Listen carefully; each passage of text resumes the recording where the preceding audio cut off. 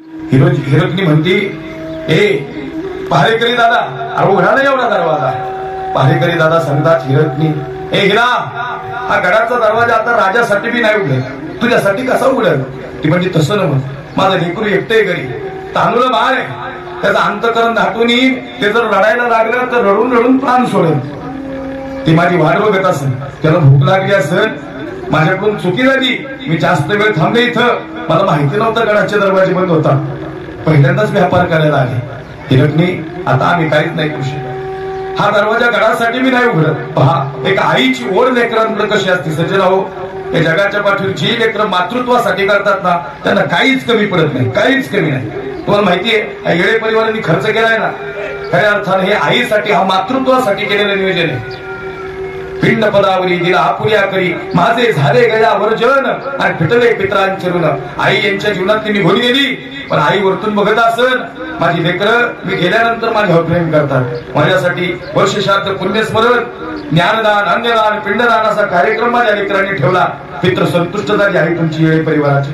खरंच आज भाद्रपद महिन्यात आम्ही जे पितृ जेव घालतो ना, ह्याचं साफल्यता झाला आज. खऱ्या अर्थानं या लेकरांना खऱ्या अर्थानं धन्यवाद द्यावं असं वाटलं मला. पहा, आई काय या जगाच्या पाठीवर असं व्यक्तिमत्व नाही, अंतकरण दाटून आलं. हिरकणी म्हणती, पहारेकरी दादा, दार उघडा बाबा, तुमच्या पाया पडते. हिरकणीने तिचं मस्तक पहारेकरी दादांच्या पायावर ठेवलं. पहारेकरी दादा सांगतात, ए हिरा, आता आमच्या हातात काहीच नाही बाबा, काहीच नाही, आणि पण मला बाळ जीव सोडत त्याचं काय? म्हणजे हिरकणी, तू तुझं बघून आता काय करायचे. एक आईचं काळीज, ती आई लेकराकडे ओढ घेते. ऐका सज्जना हो, हिरकणी त्या गडावर चढली. पहारेकरी दादा पाठलाग करताय, काय होईल, हिरकणी उडी मारती का काय? पण खऱ्या अर्थानं हिरकणी एक रणरागिनी आई होती, जी लेकरासाठी काही बी करणार होती. ती कडा सर सर सर गड उतरत गेली. आजपर्यंत दरवाजा लावल्यानंतर एकही खालचा माणूस वरती आला नाही, आणि वरचा माणूस खाली गेला की जिवंत जाणार नाही. मात्र आईचं काळीज लेकराकडे ओढत होतं. आई लेकराकडे ओढ घेत होती. लेकरू माझं जिवंत असेल का, काय करत असेल, त्याने आकांत मांडला असेल, म्हणून हिरकणीचं हृदय भरून आलं. सर सर सर करत कडा चढत गेली, उतरत गेली, अशी उतरत गेली. रक्त भरमार शरीर झालं, डोकापासून नखापर्यंत वरबडले गेलं शरीर. काट्या कुट्यात हिरकणी येडी झाली, वेडी झाली. तिला समजेना काय करावं, पण तिच्या अंतःकरणात एवढंच आहे, माझ्या बाळाला भूक लागली असेल, घरी गेल्यावर कधी जाते आणि एकदा बाळाला स्तनपान करते. घरी पोहोचली हिरकणी, त्या अवस्थेत पोहोचली, हातपाय थरथर करायला लागले, अंतःकरण दाटून आलं. पाण्यात बाळ रडत होतं, त्या बाळाला जवळ घेतलं आणि हिरकणीने स्तनपान केलं. खरं सांगू का, हिरकणी त्या अवस्थेतच नव्हती, सगळं संपलं होतं. बाळ रडून रडून फार शेवटच्या गठीवर आलं होतं.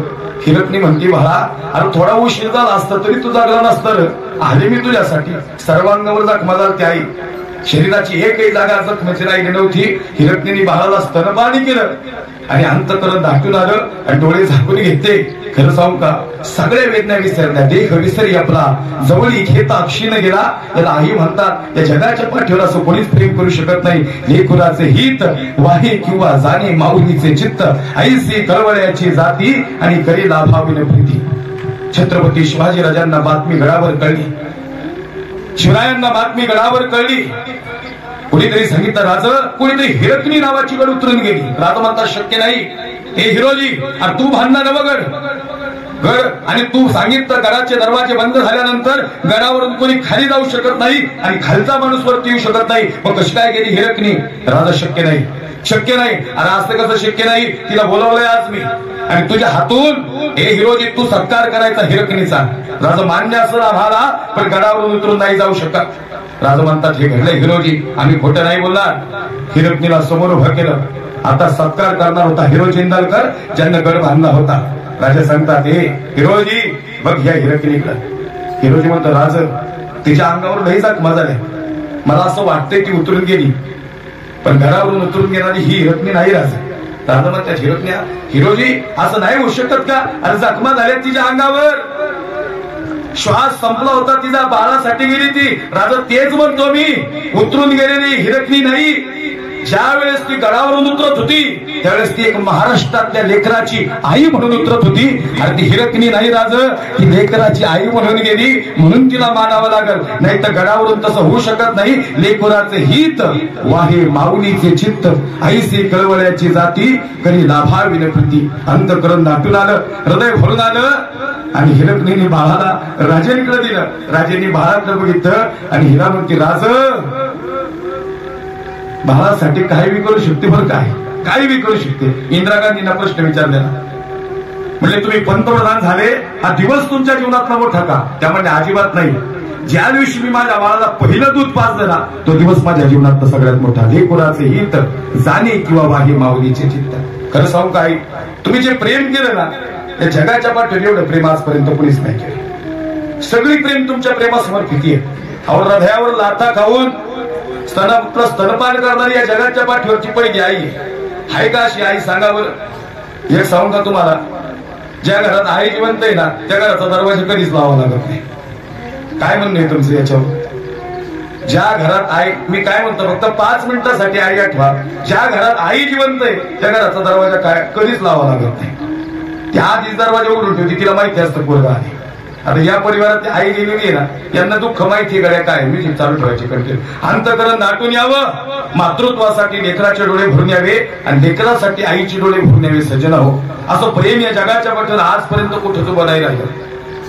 हे सांगायचं तात्पर्य सज्जन ऐका, अखंड महाराष्ट्रभर कीर्तन करत असताना मातृत्व सांगण्याचा प्रयत्न करतो.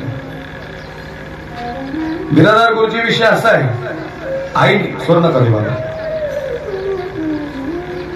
आईने आम्हाला काय दिलं तर आईने आम्हाला खऱ्या अर्थानं रक्त दिलं. आईने आम्हाला काय दिलं तर आईने आम्हाला हळद दिली. आईने आम्हाला काय दिलं तर आईने आम्हाला श्वास दिला.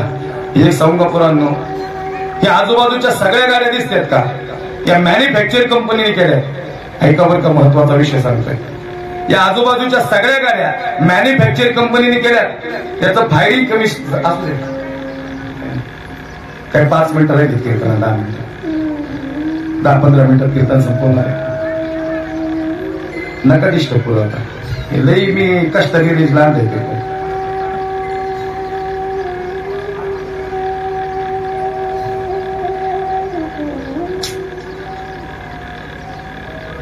या आजूबाजूच्या सगळ्या गाड्या दिसतात ना या मॅन्युफॅक्चर कंपनीने केल्यात. याचं फायरिंग कमी जास्त झालं ना कदाचित मेकॅनिकल इंजिनियरला समजणार नाही.